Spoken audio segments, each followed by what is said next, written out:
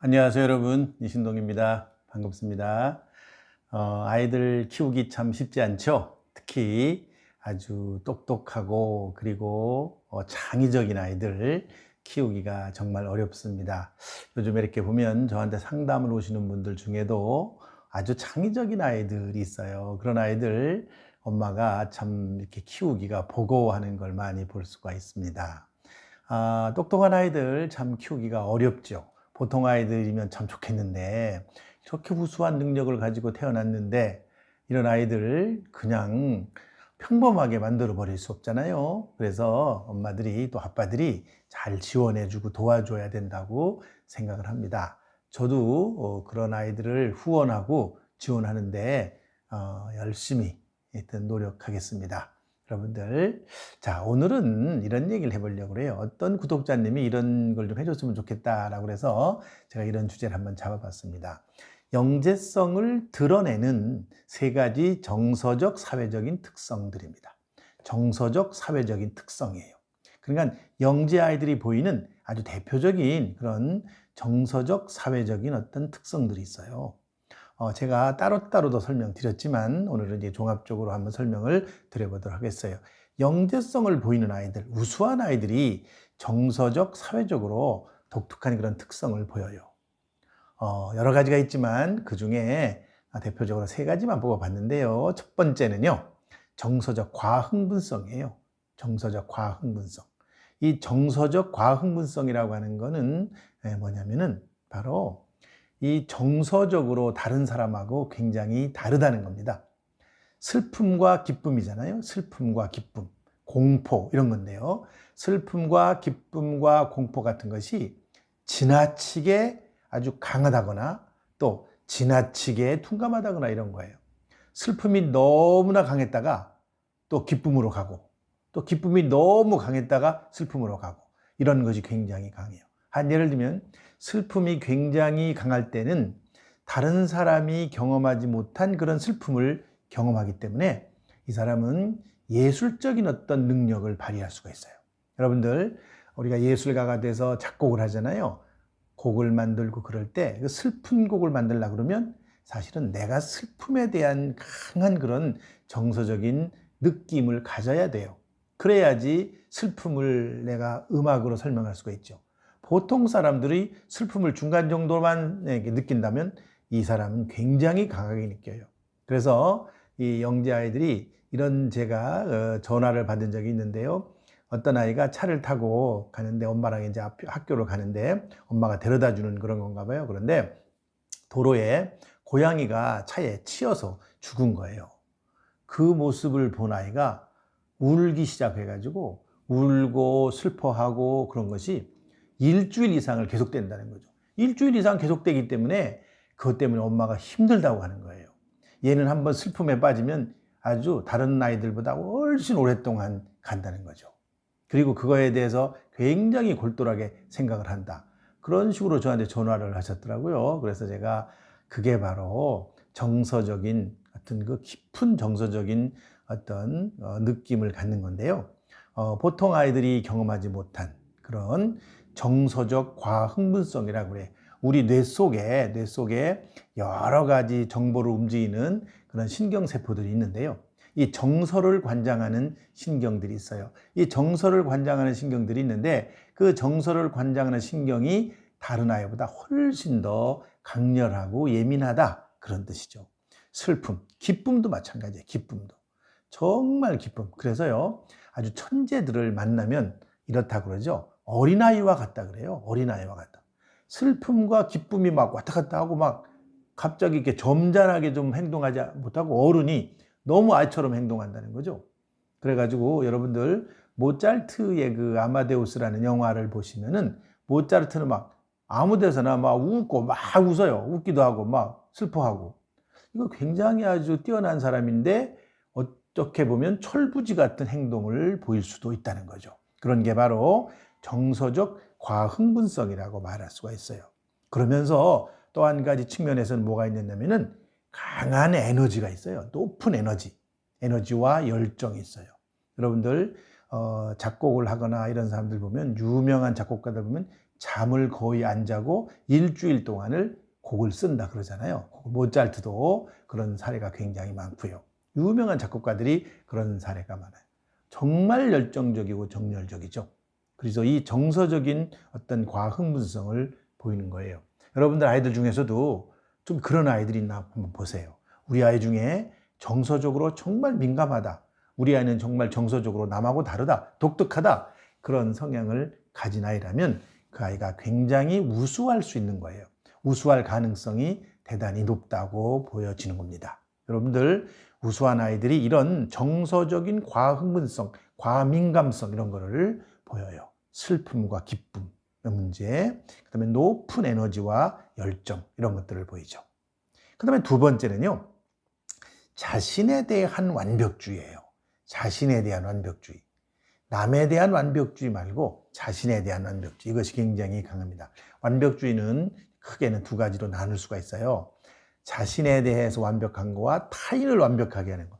이 타인이 완벽하지 않으면 못 견디는 사람 있죠. 어떤 그 조직의 상사나 이런 사람들이 밑에 있는 사람들이 제대로 못한다 하고 막 이렇게 뭐라고 그럴 때, 야단을 칠 때 자기의 기준 갖고 얘기하잖아요. 그런 거 말고 여기서 우수한 아이들, 똑똑한 아이들, 영재성을 보이는 아이들, 그런 아이들은 자신에 대해서 완벽주의를 가져요. 그래서 최선을 다하려고 그래요. 하나라도 틀린 거를 용납을 못하고 최선을 다하려고 그래요. 사실 이게 최선을 다하려고 하면 힘들죠.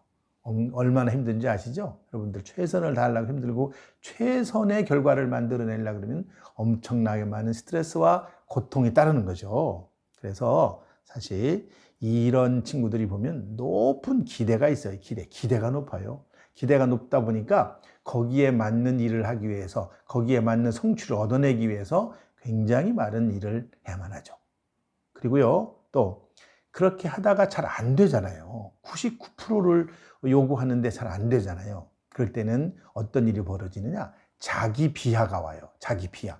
막 자기를 막 계속해서 자기를 뭐라고 그럴까? 막 이렇게 막 비하해서 낮추는 거죠. 나는 왜 그러지? 나는 도대체 이거밖에 안 되지? 막 자기 자신을 갖다가 막 억누르는 일이 벌어져요. 이거 참 안타까운 일이죠. 그래서 자기 비판적이고 자기 비하적이고 이런 일이 벌어져요.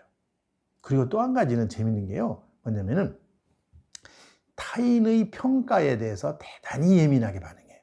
타인들이 나를 어떻게 평가하느냐. 너 이상하다. 너 제대로 못했다. 너 잘못됐다. 라고 하는 그런 부정적인 말을 하는 거에 대해서 대단히 민감하게 반응합니다. 이게 우리가 보통 뭐라 그러냐면은 영재들의 신드롬이라고 해요. 영재의 신드롬. 그러니까 우수한 아이들의 신드롬이 바로 뭐냐면, 비판을 하거나 이러면요, 그걸 못 견뎌요. 칭찬하는 거는 잘 받아들이는데 비판을 견디지를 못하는 일이 벌어져죠. 그래서 완벽주의라고 하는 거, 아주 자기 자신에 대해서 완벽하기 때문에 어떤 일이 벌어지느냐?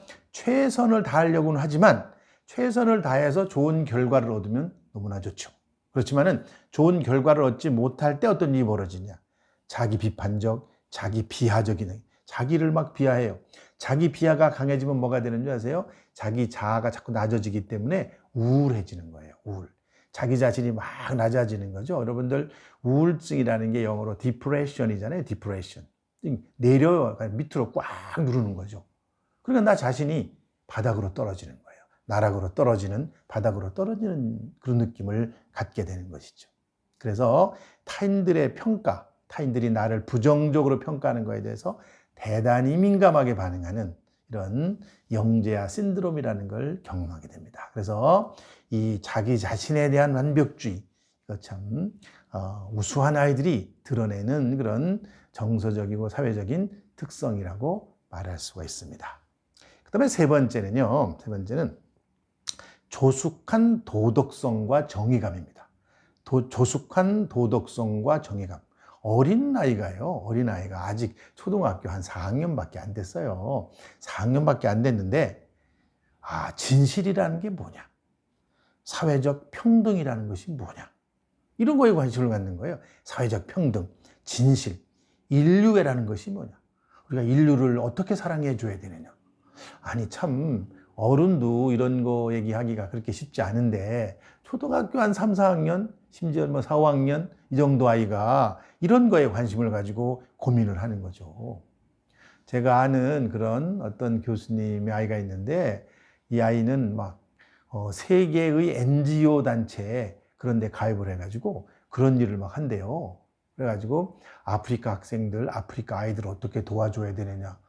아니, 중학생이 말이죠. 그런 식으로 관심을 가지고 공부를 안 하면 우리나라에서는 참 어렵잖아요. 그런 아이가 있어요. 그렇게 아주 굉장히 아주 세계 인류, 세계 평등, 뭐 이런 식으로 관심을 갖는 거죠. 이 또 그다음에 사회적인 가치가 뭐냐? 이 사회에서 우리가 추구해야 될 가치라는 게 뭐냐? 막 이런 식으로 도덕적인 어떤 그런 판단 기준, 그다음에 뭐 정의감 이런 것이 막 대단히 높은 거죠. 이런 현상이 나타나요. 그래서 어찌 보면 어른들이 볼 때 이런 아이가 이렇게 주장하는 것이 대개가 비현실적인 걸 어떤 목표 추구죠. 비현실적인. 뭐 비현실적이라고 이렇게 부정적으로 보기는 어렵지만 어린아이도 그런 걸 반드시 해야 되겠지만은 그러나 정말 어릴 때부터 이런 것이 나타난다는 것이 대단히 아주 독특한 것이죠. 여러분들 세계적으로 보면요, 뭐 중학생, 고등학생 이런 아이들이 NGO 단체 같은 데 활동하고요, 환경단체에서 활동하는 그런 아이들도 많이 있기는 해요. 그러나 이 초등학생 단계에서 벌써 이런 진실이 뭐냐, 사회적 평등과 불평등이 뭐냐, 그다음에 인류애라는 것이 뭐냐, 이런 것을 막 관심을 가지고 이런 것을 추구하고 이런 것이 뭔지를 고민하고 이런 일이 나타나는 현상을 보일 수가 있는데요. 이런 것이 바로 뭐냐면 영재들이 보이는 그런 아주 독특한 정서적, 사회적인 어떤 특성들이라고 말할 수가 있어요. 그래서 아주 영재성을 드러내는 세 가지 정서적이고 사회적인 어떤 특성들을 이렇게 대표적인 것을 종합해 보면은 세 가지로 압축을 할 수가 있었습니다. 그게 정서적인 과흥분성, 그래서 지나친 예민성, 그 다음에 슬픔과 기쁨을 막 아주 왔다 갔다 하면서 느끼는 것, 또 열정, 대단한 열정, 이런 것들이 나타나고요. 그 다음에는 자기 자신에 대한 완벽주의, 남에 대한 게 아니라 자기 자신에 대한 완벽주의, 이것 때문에 높은 성취를 기대하게 되고 또 실패했을 때는 자기 비하 같은 거를 가져오게 되고요. 그리고 아주 자기 비판적이 될 수 있고, 그리고 남이 자기한테 하는 부정적인 평가에 대해서 굉장히 아주 네거티브하게 반응하고, 그래서 이런 걸 우리가 영재아 신드롬이라고 한다고 그랬잖아요. 영재아 신드롬. 그 다음에 세 번째는 조숙한 도덕성과 정의감. 설명 안 해도 잘 알죠. 조숙한 도덕성과 정의감, 진실, 그다음에 사회 평등, 인류애 이런 거에 관심을 가지고, 그리고 아주 보편적인, 세계 보편적인 이런 어떤 가치 기준을 추구하고 관심을 갖고, 자, 이런 것들이 어찌 보면요, 우리 어른들도 하기 어려운 그런 것들인데 그런 거를 이 아이들이 갖는다는 것이죠. 독특한 그런 사회적, 정서적, 사회적 이런 것들이 나타나는 그런 특성들이라고 볼 수가 있습니다. 여러분들 아이들을 한번 잘 살펴보시고 이런 현상이 나타난다? 그러면요, 우리 아이가 대단히 뛰어난 아이예요. 뛰어난 아이라고요. 그래서 여러분들 그 뛰어난 아이들이 이런 것들을 잘 아주 승화시켜서 아주 이 사회에 정말 필요한 그런 인재로 키워내는데 부모님들이 관심을 많이 가지고 도와주셔야 돼요. 이 영재라고 하는 것은 정말 키우는 게 어려워요. 쉬운 아이 같으면 누가 뭐 영재라고 그러겠나요? 보통 아이들이 제일 키우기 좋죠. 그러나 어떨 수가 없잖아요. 우리 아이가 벌써 이렇게 뛰어난 능력을 가지고 있다는 것은 어찌 보면 축복이고요. 그리고 잘 승화시켜서 정말 제대로 성장을 잘하고 발전하고 성공적인 그런 영재가 되면 정말 좋은 것이죠. 또 행복한 영재가 되면 정말 좋은 것이죠.